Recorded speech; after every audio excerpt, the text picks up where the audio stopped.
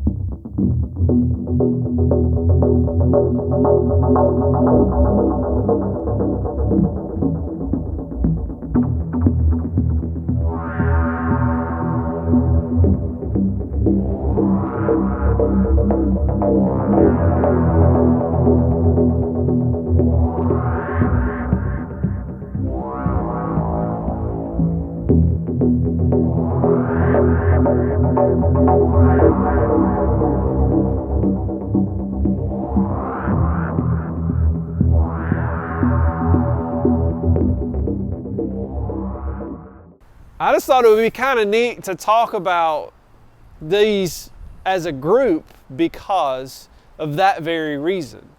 There are early 86s that got what? They look like an 85. They got all the 85 ground effects and also the wheels and tires and shocks and springs. Right, and with the benefit of the fuel injected motor. Yeah, exactly. And of course, in 86, the air dams actually look like what's on the front of this one. And these were... That was the 85 air dam. Yeah, these right here.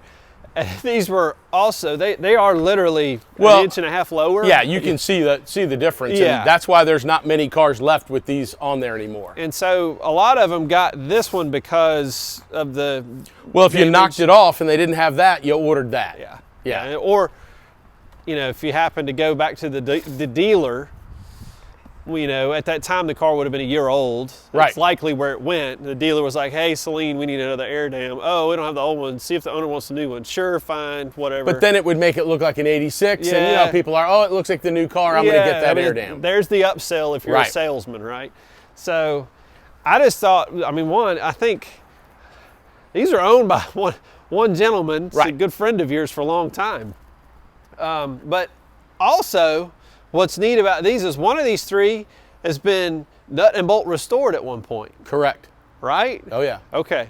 So I don't know how to approach that thought process because I kind of don't want to give it away. I kind of want. Then this is going to be a really long video. That's very true. It would be. If we just stand here, maybe do a give. I don't know. I don't know. You don't want me to dance, so no, we're good. Me either. For that reason. Maybe I could play a guitar tune or something.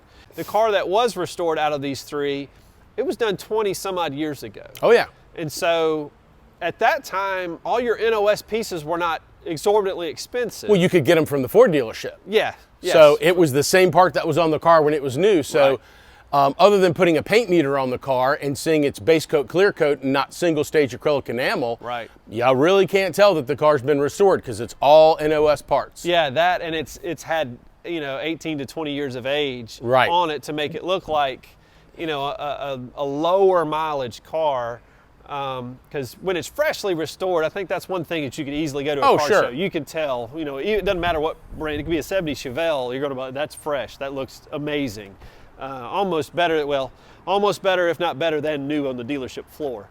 But, you know, that's something that's come about lately in conversation that I kind of want to lead into as we get a motorcycle running in the background. But the whole, like, buying used parts, what cars used to be available for those parts are now kind of disappearing because what was considered parts cars are now more potential project cars. To some people. And that. But what's nice about these cars is you can still find a comparable GT with low miles.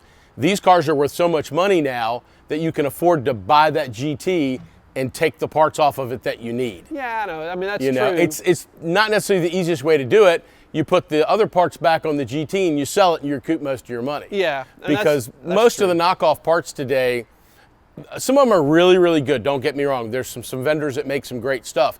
But a lot of the stuff just is not available yet. Yeah, and I want to say that it doesn't matter what generation. We could go back 30 years ago when I had friends that had 67, 68 coupes or 66 fastback. There were reproduction parts of those days that were very subpar compared to original parts. Because there was a demand for them, but people weren't paying big money for them. Now, the quality is there on those cars because, I mean, let's be honest, if you had a title and a VIN plate, you could pretty much build a car with those, the 65 and 6 for sure. Correct. Because of all of the parts available in the chassis. But these things, to me, play, I guess, more to my personality and budget when it comes to that, because the cars are getting harder to find. Like, you can't go to a junkyard and find a nice dash pad for an 85 or 86. No, the sun's destroyed them. Yeah, unless it was stored inside and it was, I don't know, in climate controlled for years, which is highly unlikely that any junkyard is going to put a car inside unless it was some kind of Shelby.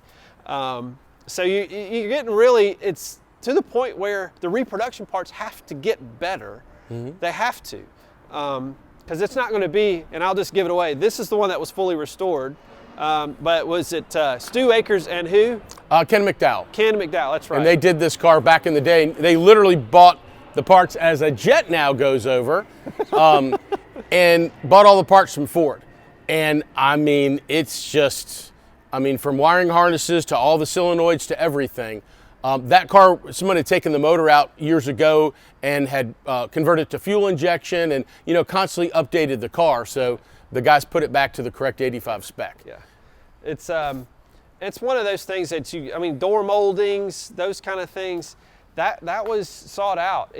This is really, I mean, and with Stu's hands in it, I'm going to give you that, like, his attention to detail would probably drive most crazy. Yeah. Because he's really, really good down to the grease marks, overspray and spray paint thing. Because there are certain things that Saleen did through production to mark rear ends and that kind of stuff. And Ford too, you know, the original Ford marks. But yeah, that car was restored, and it's part of a collection. The gentleman owns these cars and a couple other ones. Yeah. And then what about this car? What do you think's unique about this one? Yeah, it's got a sunroof. This right here. Yeah, and I honestly don't know how many cars had the sunroof, but it was very few. Yeah, Saleen, for whatever reason, T-top and sunroof, they steered clear of. As a matter of fact, he didn't like convertibles either the first couple of years, so there's very few of those in 85 and 86. Correct. Right? Correct. So, but somewhere along the line, somebody visited this air dam to something that it didn't like, and they replaced the air dam with the 86 style air dam. It still looks good, and it's in period. It's just not originally what the car would have come with. Exactly. So, what's unique about this car is the fact that it has all the look of the 85, but without the problems of the carburetor. Right. You know, you hit the key, it starts. Now the 86 has had some little quirks too, but the reality of it is that it's still, you know, if a car's sitting for a long period of time, the gas doesn't evaporate out of the carburetor bowls. Yeah. And it's about a 99% chance that's going to start. These are probably a good 50 to 60% that they're going to start. Because it takes the whole pump, to run, pump, then it usually cranks. So, exactly. But this car is super unique. It's car number 18. We're not really sure when they switched over to the 86 specific parts, but it's a neat car to bring out, you know, to the Saleen people, because like, oh, that's a nice 85. No, it's an 86. Right. And they're like, what? Yep. Yeah. That's kind of, and you said it in other videos, you have those, it's like whatever's left on the shelves, put it on the cars. When we get the new ones in, then you can start installing them. But everything has to clear out before we move to that.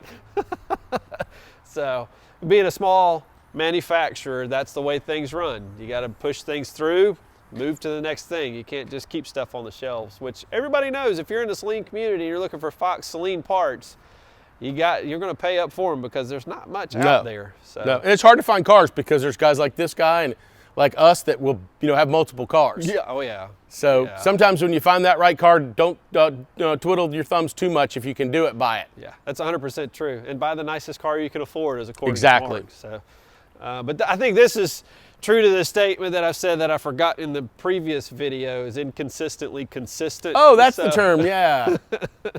could not recall it for the life of me at the moment. So, way too many videos today. Yeah, it was a bunch going on today.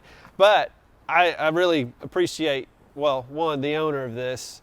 To tell him thank you for having, because I know he brought a couple of these over to your shop just so that we could. Oh, and he was working today. We had him changing batteries. Oh, yeah. We had him moving cars. Absolutely. We had him doing. We put him to work when he didn't want to be in front of the camera. So no, he's not that kind of guy. But he's extremely knowledgeable. To that gentleman had a shop that was specifically Shelby and Tiger oriented. So there you go. Yep. He loves the carbureted cars as much as he hates them.